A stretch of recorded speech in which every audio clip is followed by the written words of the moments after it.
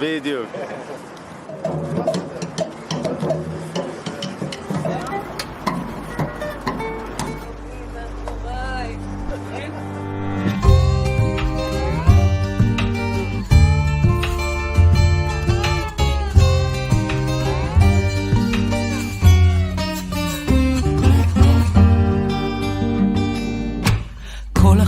לפחד לאבד, זה כל החיים חצי בן אדם, זה כל החיים סיבים של חולצה וריח קלוש שנמוג עם הזמן.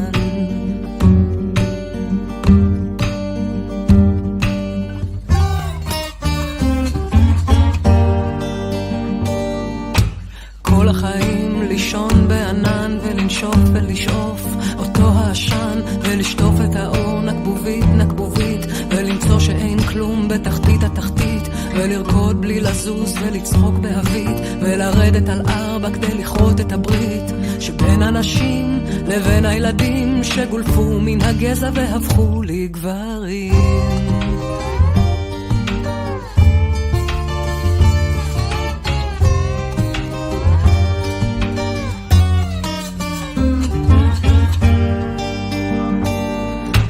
כל החיים לפחד לאבד, זו כל התמונה שיש לי ממך, מחורבל וכאוב ורועד במיטה, מגמגם בלי לנשום מול כל הכיתה, מקפל את עצמו אל תוך מלונה, דוחה על הסף נשיקה ראשונה, מתעורר לשעות ארוכות של שינה, מעניש את עצמו ועומד בפינה.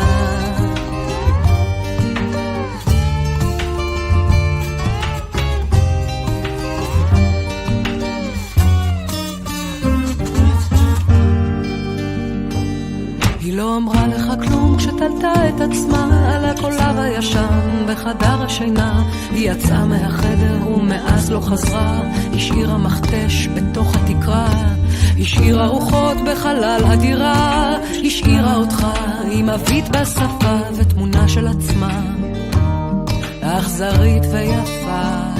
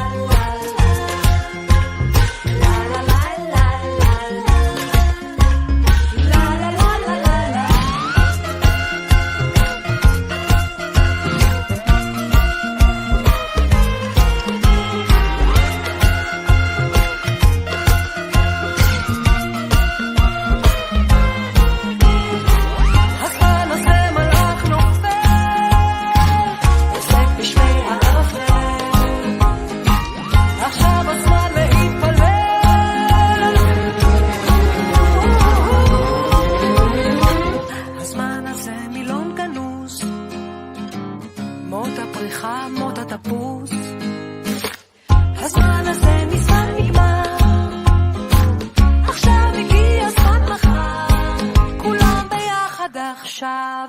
לה לה לה לה לה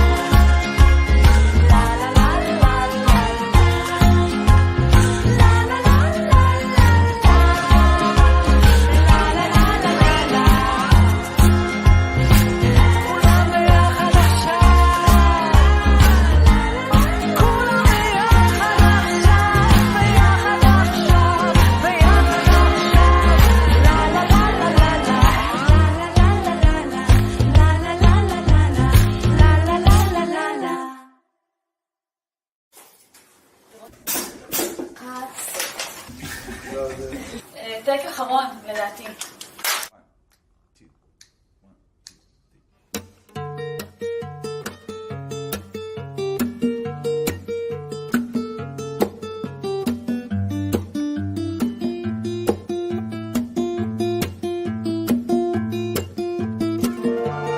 מות התפוס, תפוח זהב לשעבר, רקב עולה מן ההדר, יש שם משהו זר. מות התפוס, היו הספדים נוגעים ללב, מהחלום היו מרים, העץ לא לבלב, אותו של עץ התפוס, בקיץ שוב מלחמה, ושוב הדמעות, שוב אין ברירה. היכן הטעות ואיפה הסדק התגלה, רציתי לכתוב לך שיר יפה, שיר על משהו נפלא. תפוח ענוק נולד מן החול והכחול, יש האומרים נולד בחטא, מוטב שיפול. אותו של עץ התפוס, החור